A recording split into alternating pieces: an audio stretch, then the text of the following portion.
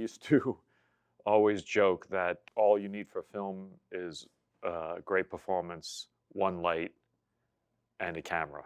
That was sort of the basis of this, was how to take something really, really small, but try to make it really big because of all of the heart and love that was in Sam's writing.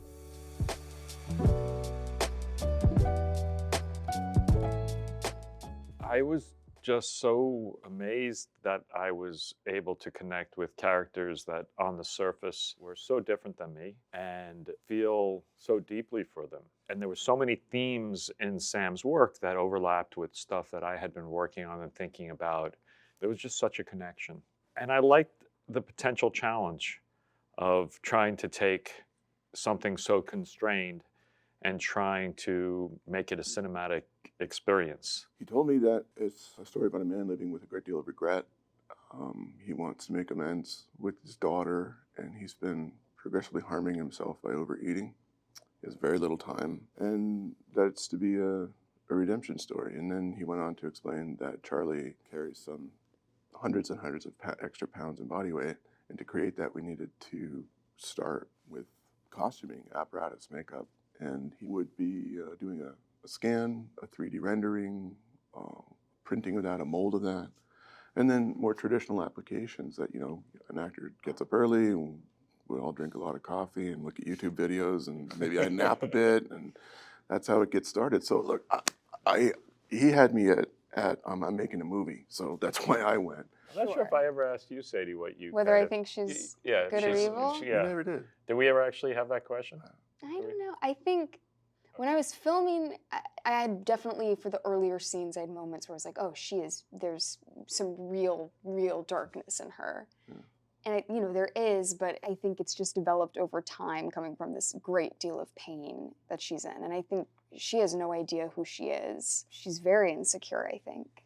But it's this game that she's become really good at playing that's kind of a challenge for Charlie, but the thing about him is that he's able to kind of see past all of it and, I don't know, ensure her that there's a part of herself that he sees so clearly that I think is good.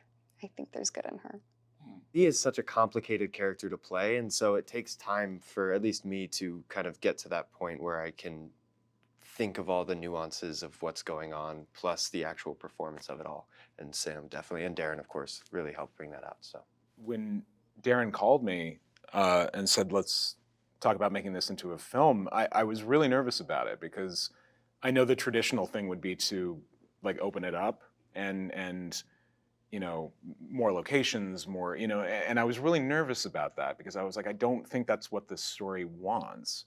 But in one of our really early meetings, I think maybe it was the second time we met, Darren said, no, let's keep it in the room. And I was so happy about that. When Charlie writes the note to his students, just write something honest, which is a big emotional thing, and it comes out of something truthful that happened to Sam. I was trying to, whenever I could give Brendan a break, it was really important to do that because of how difficult. Too. Yeah, exactly. And I was like, you know what, this is typing on a screen. Let Brendan partly get out of the suit, relax, and let's shoot some shots to let him recover.